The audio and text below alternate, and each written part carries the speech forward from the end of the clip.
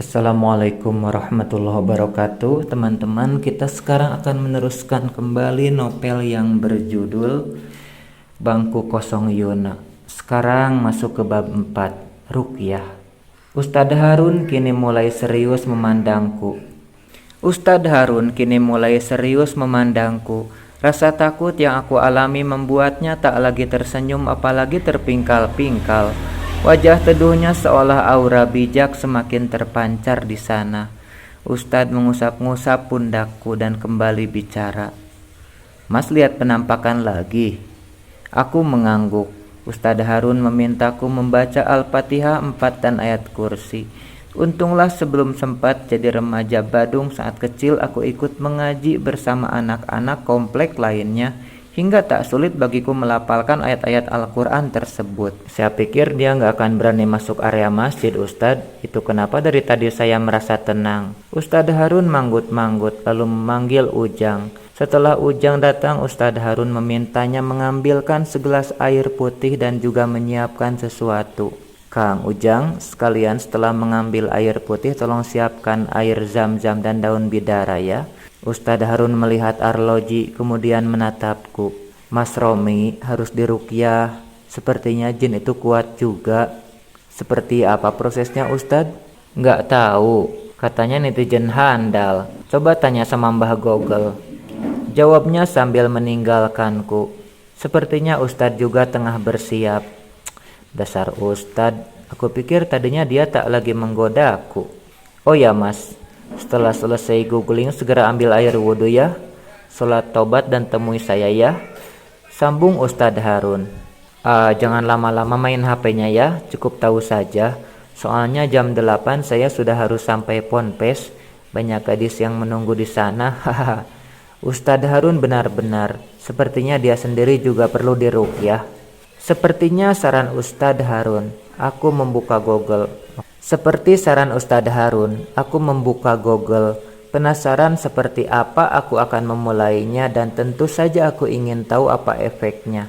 Apakah aku bisa benar-benar lepas dari hantu itu dan mengetahuinya secara pasti kenapa dia selalu mengikutiku. Kini di dalam masjid kami sudah siap. Ada sekitar 4 jamaah termasuk Kang Ujang yang diminta menjadi asisten Ustadz Harun kalau nanti memerlukan tindakan lebih. Setelah tausiah selesai, Ustadz Harun membacakan ayat suci Al-Quran. Aku merasa tak tahan. Maaf Ustadz, saya mengantuk. Aku mengerjap-ngerjapkan mata. Suara Ustadz sungguh merdu. Aku seperti sedang dinyanyikan lagu menghantar tidur. Ustadz Harun menghentikan pembacaan, melihat ke arahku. Dia bergeleng-geleng, mungkin menahan kesal karena aku dianggap main-main.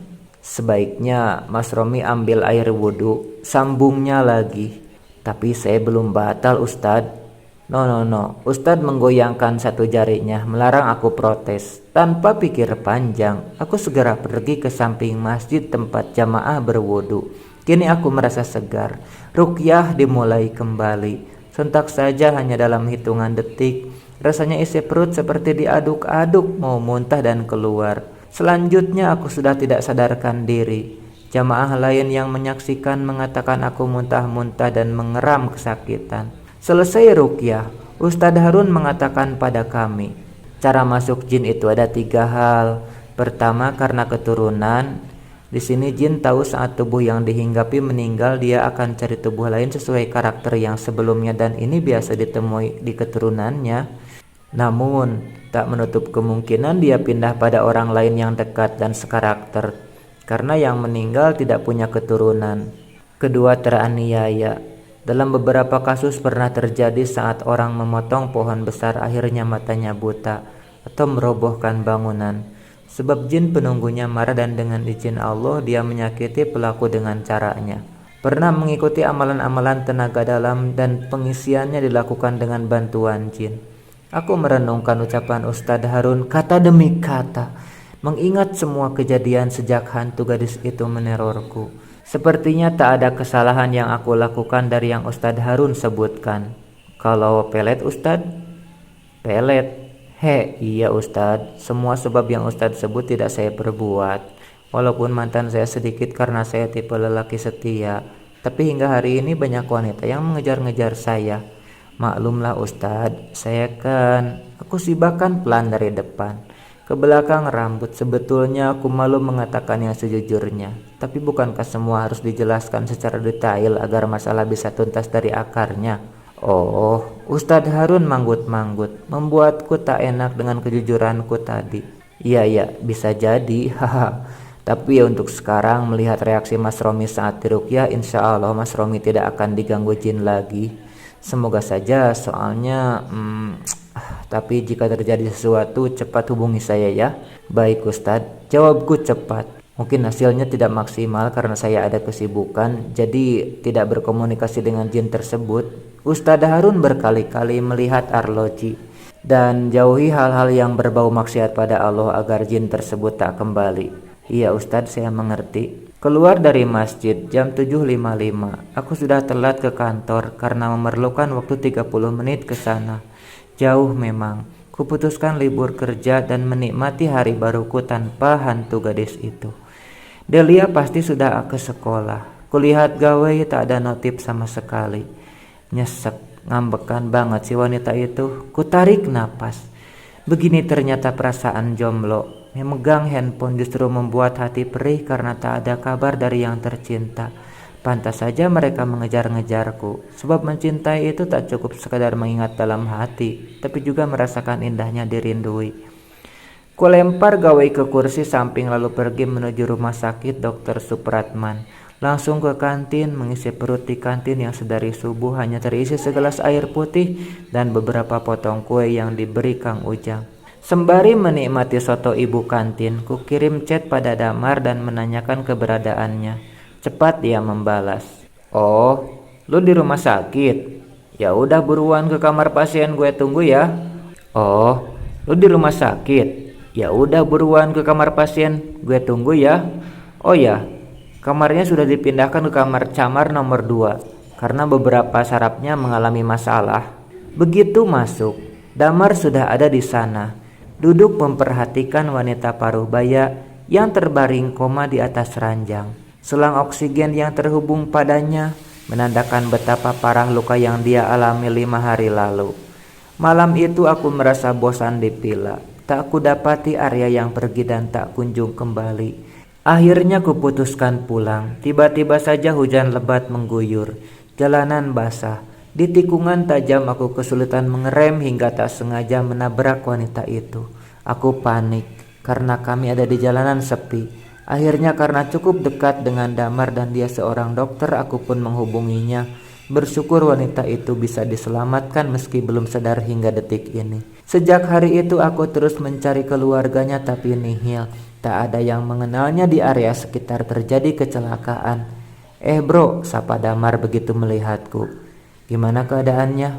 Sepertinya cukup parah. Setelah terjadi pendarahan otak dan dioperasi, rasanya sulit untuknya bisa pulih seperti sedia kala.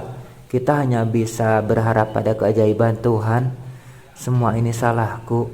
Damar menepuk pundakku setengah meremas. Ini takdir bro. Ku tarik napas dalam-dalam, membayangkan reaksi keluarganya saat mengetahui keadaan ibu ini. Karena ada hal lain yang ingin kubicarakan dengan Damar, aku membawanya keluar. Kami duduk di kursi taman rumah sakit. Damar menyodorkan soft drink, tapi aku menolaknya karena kekenyangan.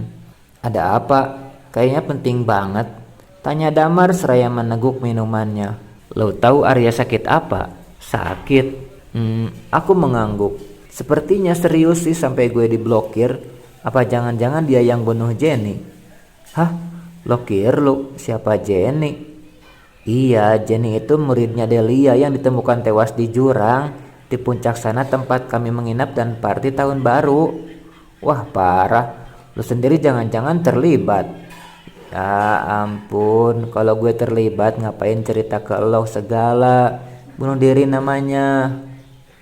Ya juga ya, gue kan waktu itu gak ikut. Misal lo diem dan ternyata kalau lo pelakunya pasti aman. Secara selain dokter muda ganteng, gue ini juga detektif handal. Haha. Damar memegang janggut dengan dua jarinya. Oh ya bro, lu masih ingat semua mantan gue? Aku berniat meminta bantuan. Mantan? Aku mengangguk sambil melihat handphone, berharap Delia mengirim pesan. Kenapa emang? Lo kangen digelai mereka? Aku terkekeh mendengar jawaban yang berupa pertanyaan itu. Enggak bro, kayaknya ada yang kirim ilmu hitam ke gue. Hah? Mata Damar membulat terkejut. Iya, sudah seminggu gue diganggu gadis hantu. Setelah mendengar ulasan tentang jin dari seorang ustadz yang meruqyah, gue berpikir hanya sebab pelet atau jin yang beralih mediator yang ganggu gue. Entah ada mantan gue yang mati dan jin itu pindah ke gue karena kami sekarakter atau ada guna-guna. Entahlah. Hehe, lo yakin itu hantu? Gadis yang dikirim orang yang cinta mati sama lo? Ya nggak yakin juga sih, cuma penasaran aja. Soalnya ustadz itu tak berkomunikasi dengan jinnya. Tapi untungnya gue udah muntah-muntah. Menurutnya jin itu sudah keluar. Dan semoga dia gak balik lagi ganggu gue. Damar manggut-manggut. Entah dia percaya atau tidak. Tapi kalau dipikir-pikir, wajah hantu itu mirip seseorang. Mungkin wajah mantan gue. Tapi gue gak ingat wajah mereka semuanya. Kebanyakan lihat drakor lo. Kenapa gak kirim naskah aja lo ke produser atau penerbit? Hantu itu mantanku, gitu judulnya bikin kamu. Dan setelah gue pandang lekat-lekat, ibu yang gue tabrak sangat mirip hantu itu. Bedanya dia sudah tua. Aku terus bercerita tak peduli Damar meledek. Lo makin ngaco. Udah bangun. Pulang sana lu sebelum gue ikut-ikutan stres. Damar menarikku dari duduk dan mendorongku agar keluar dari rumah sakit. Sialan lo. Tega amat gak mau dengerin soulmate curhat. Awas lo. Aku pun berlalu darinya. Damar hanya tertawa dan melambai ke arahku. Aku segera berlari ketika Delia keluar dari gerbang sekolah. Hei, oh mas, ayo mas antar pulang. Gak usah mas, aku sudah pesan Grab tadi. Udah batalin aja. Mas enak banget ya main batalin. Kan kasihan dia sudah menunggu pelanggan sejak lama malah di PHP-in. Sakit loh di PHP-in. Aku memicingkan mata, menyelidik apa yang terpikir di benaknya. Apa ini soal tadi malam? Delia diam, dengan memeluk tasnya di dada. Gawainya berbunyi. Sopir Grab rupanya sudah menunggu 20 meter dari tempat kami berdiri. Delia menatapku. Aku segera berlari ke arah mobil yang dipesannya. Oh makasih ya, aku memberikan selembar uang merah pada sopir tersebut dan memintanya segera pergi. Tapi seorang pria mendekati Delia dengan sepeda motor bututnya, seorang kepala sekolah. Bu, mau saya antar? Pria tua bangka itu memperlihatkan senyum genit pada Delia. Aku segera menghampiri sebelum Delia sempat menjawab ucapannya. Maaf pak, ibu Delia ada janji dengan calon suaminya. Aku tersenyum semanis yang aku bisa. Delia nampak kesal. Tapi aku tak peduli dan menariknya ke mobil. Permisi, ucapku sembari kami meninggalkannya. Dia membenarkan posisi kacamatanya. Perjalanan ke rumahnya terasa hening. Tak ada satu kata pun meluncur dari mulutnya. Apa pria itu suka padamu? Tanyaku yang dibakar cemburu. Delia hanya diam melihat ke arah luar jendela. Soal tadi malam, Mas minta maaf. Mas akan jelaskan semuanya. Delia mulai bereaksi, melihat ke arahku. Iya, Mas akan jelaskan semuanya di saat yang paling tepat. Dia kembali melihat ke arah jendela. Tak sengaja aku melihat Bibi Yuna di pinggir jalan dengan seorang laki-laki memakai seragam guru. Mungkin itu suaminya. Tadinya aku ingin bilang dan bertanya pada Delia, tapi urung karena dia diam. Moodnya sedang buruk, mungkin lagi PMS. Hingga sampai di depan rumah Delia, ia lepaskan sabuk pengaman dan akan segera turun. Namun aku menyergahnya, menariknya dalam pelukanku. Delia mendongak, kami saling tatap. Maafkan mas, aku mendekat hingga hampir saja aku lupa diri.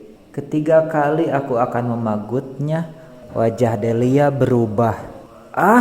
Aku terhenyak.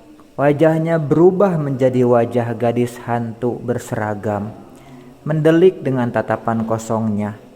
Aku mendorongnya keras hingga terhempas ke kursi. Mas, Delia marah, segera memperbaiki pakaiannya.